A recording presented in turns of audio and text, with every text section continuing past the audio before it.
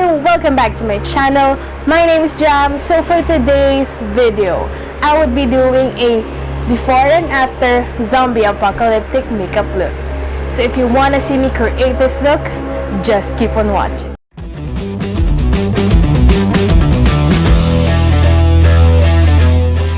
So for the before apocalyptic makeup look, I'll be doing a everyday fresh makeup look.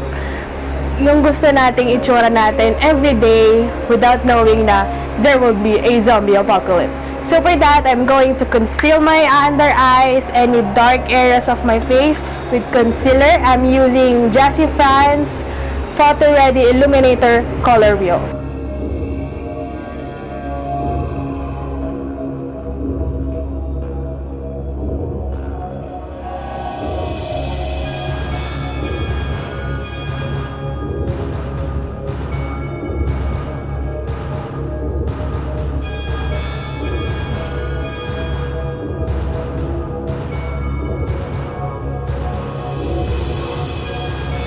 So now that I've concealed my dark areas, especially my under eyes, dark areas of other dark areas of my face, now I'm going to lightly apply foundation on my face.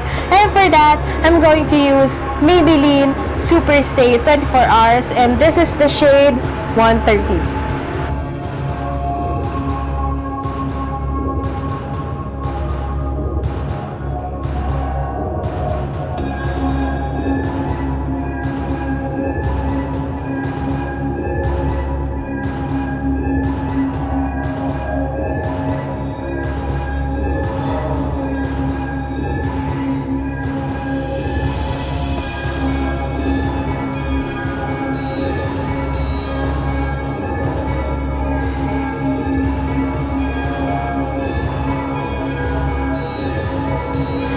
So now that I've applied light foundation, I'm going to slightly cream contour, and for that I'm using Maybelline Fit Me in the shade Cafe.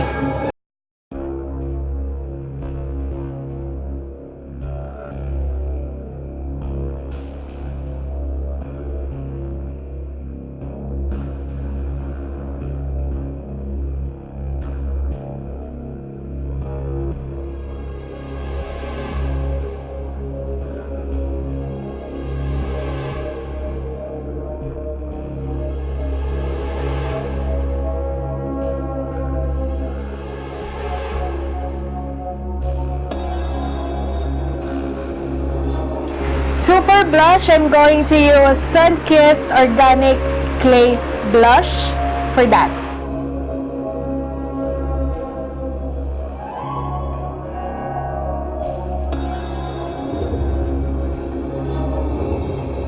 So now I'm just going to lightly set my face. I'm using Maybelline Clear Smooth All-in-One in the shade Nude Beige.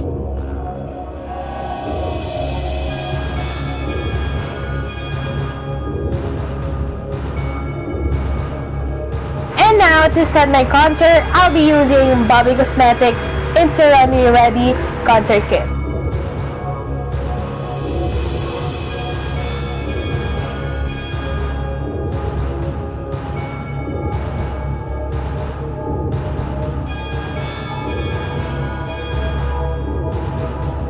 So now for lipstick, I'll be using Details Makeover, and this is the shade Noisy.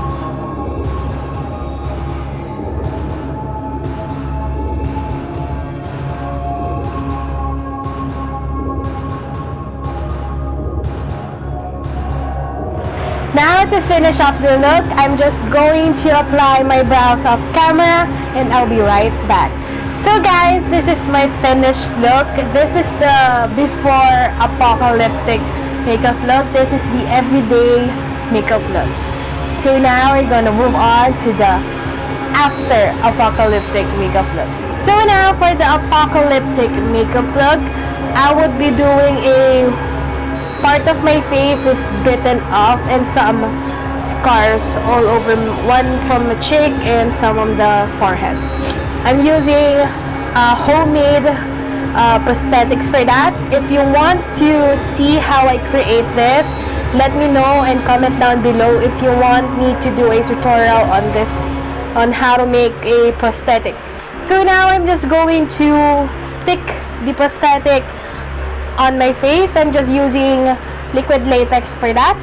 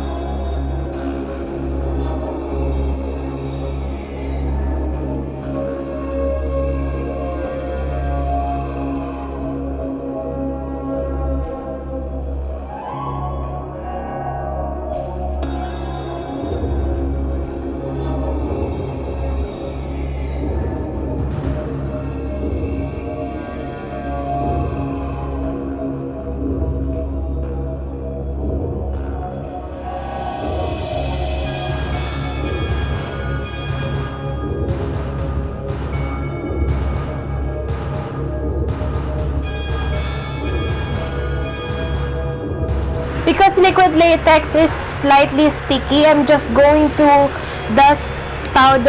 slightly dust powder all over the areas we put the liquid latex.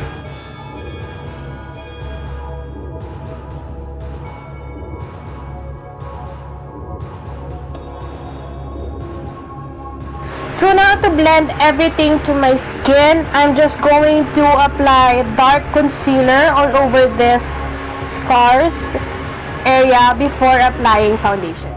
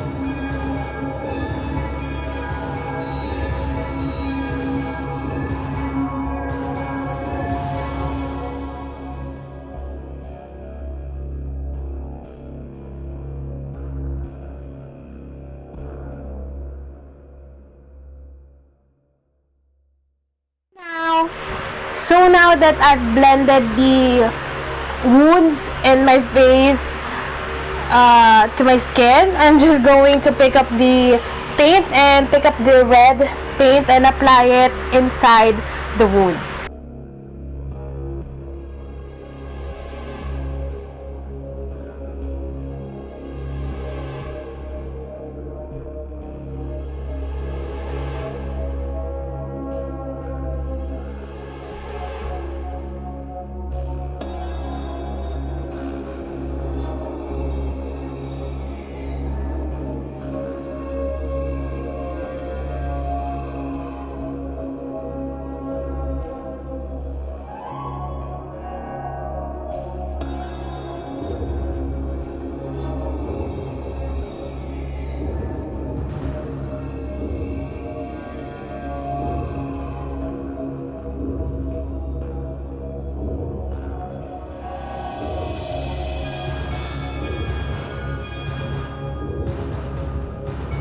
So now I'm just going to apply black face paint on the area around, on the perimeter of every scar to deepen up and create depth on the scars.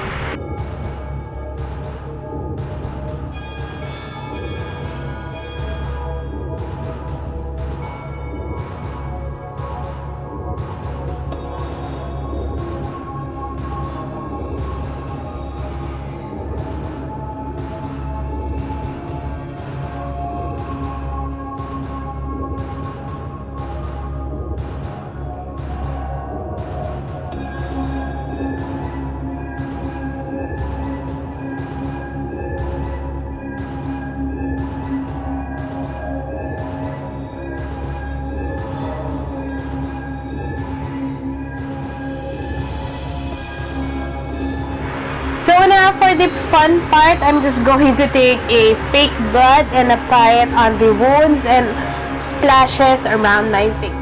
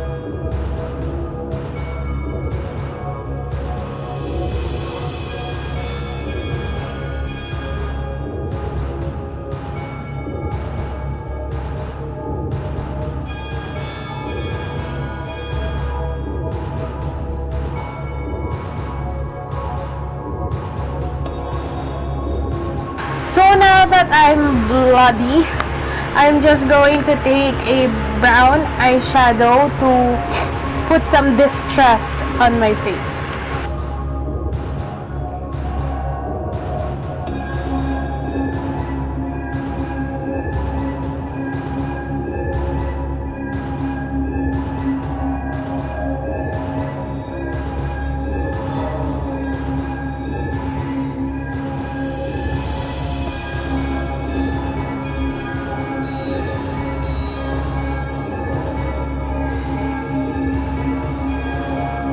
So this is my after apocalyptic makeup look. I got bitten in the face and scratched and bruised all over the face. I have a bloody nose and a bloody mouth.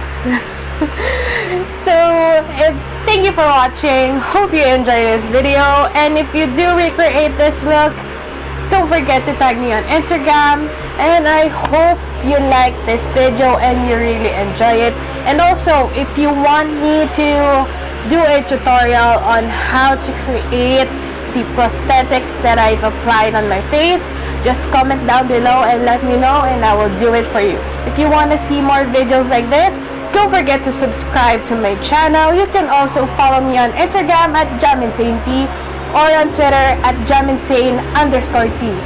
Hope to see you on my next video. Bye!